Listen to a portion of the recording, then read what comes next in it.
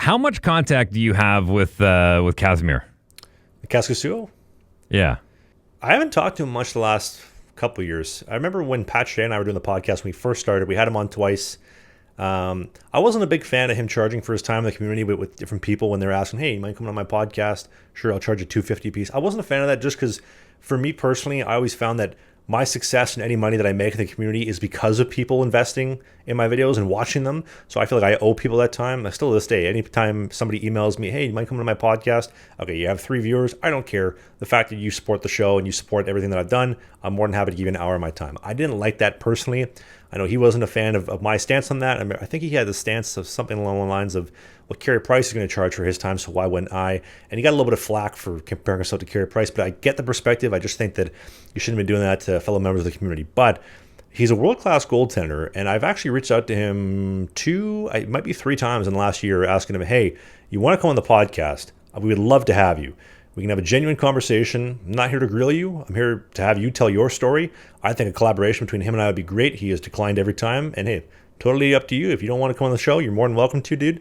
But I would love to have him on the show, and I'd love to ask him, just have a genuine conversation about the adversity he's had trying to film videos while also playing real pro hockey, where we're talking about real full-time money in the $50,000 to $70,000 range like all American League guys get. I know in the SHL they're getting anywhere between $70,000 and $100,000 a year. Like, we're talking a real pro goalie, real pro money, not 125 in the Fed. So it's a shame he doesn't want to come on the podcast, but I'd love to have him on. I don't know if that answers your question or not.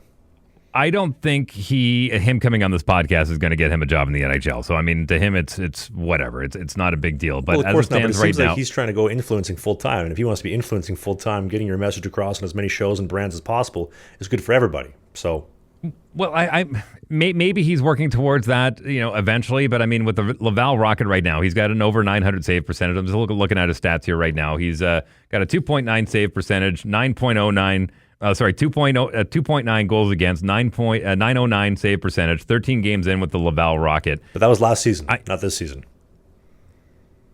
Oh yeah, you're right. He's unemployed. He's unemployed. So that's kind of my question. I mean, I know he's had this stance of like, hey, I'm playing NHL or nothing. He is Finnish. That's his nationality. It's crazy to me that he wouldn't go back there and play. I mean, he'd be a non-import. There's a great professional league over there, very high-skilled league. I don't understand why he's sitting on the sidelines trying to cram a square peg into a round hole when he could probably go home and find a team in a heartbeat and get all that content that he's looking for. I'm not trying to call him out. I've never met you before. I'm sure you're a great guy, but I just don't understand why you seem to be your own worst enemy.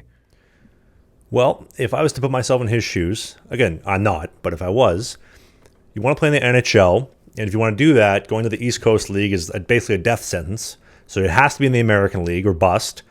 And as we've covered many times before, he's 31, I believe, maybe 30. He's getting older. In the goaltending realm, that is old as shit. In life, absolutely not, but in the goaltending realm, very old. Right, and we talked about that before. So why wouldn't you go back and actually get on a team and play at a very high level of professional hockey rather than kind of grind it out down here and hopefully get a job in the A?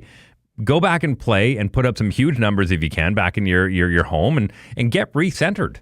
Well, I would have to assume that it's a little bit of the ego, like we talked about. He wants to play in the American League so he can get close to the NHL.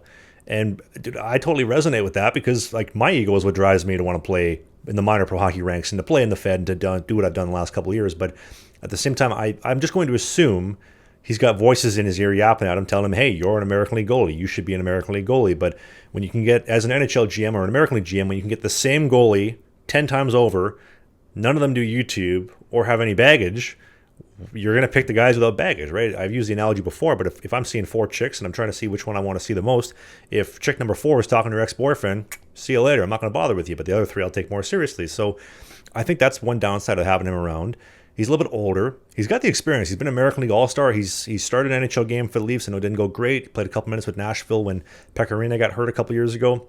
But as you mentioned, he would make a lot of money going to the Finnish league, and he wouldn't be an import. So it's a perfect setup. But the problem is because he sat out, holding out like he did last year, trying to go to the American League and trying to find an injury or whatever and squeak in. And again, he did great in Laval last year. And I think the fact that he did well and the team didn't want to bring him back before the start of the season and he can't get a deal speaks true to, even though he's great, teams are going with guys with less baggage. So, and I think he's also missed the boat on all the European signings because guys sign in Europe in like June. They start the season in July. Now, fast forward to November, going on December.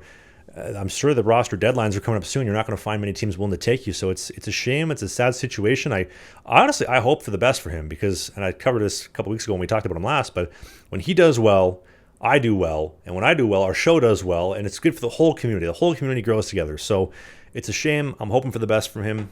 But what do you think, Dave? Well, listen, before we wrap up, I will say that I wish him all the best, too, and invite him to come golfing with us, because I know we're going to be out on the East Coast here this summer doing some golf. So see if he wants to come out golfing. I will say in his video the other day that he posted, he's like, yeah, I just got gassed by the Bruins. I was hoping to be playing sports today. I didn't think it would be golf, but I guess that works, too.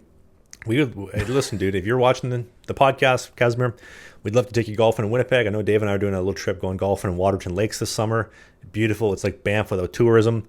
It's fantastic, and we would love to have you out, dude. Love to have you on the show anytime if you're open to it and the people's suggestion to you not to change their mind. So Speaking of which, of golf, if you're watching this on Sunday morning, I'm actually going to be in Winnipeg. I'm going to be at Fourth Line Pub and Grill doing some virtual golf from noon to 4 today on the Sunday on November 10th.